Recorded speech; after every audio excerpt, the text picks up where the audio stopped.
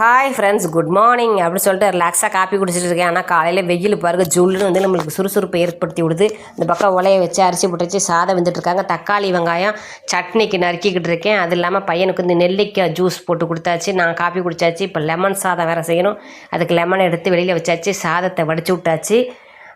சாதத்தை வடித்து விட்டுட்டு என்ன செய்கிற, தக்காளி வெங்காயத்தை வதக்கிட்டு அந்த நெல்லிக்காய் ஜூஸ் புளிச்சு சக்கை இருக்குல்ல அதையும் போட்டு அதில் வதக்கிட்டு ஒரு கைப்பிடி பொட்டுக்களையும் போட்டு வதக்கி தக்காளி சட்னி அரைச்சோம்னா தக்காளி சட்னி வந்து சூப்பராக இருக்கும்.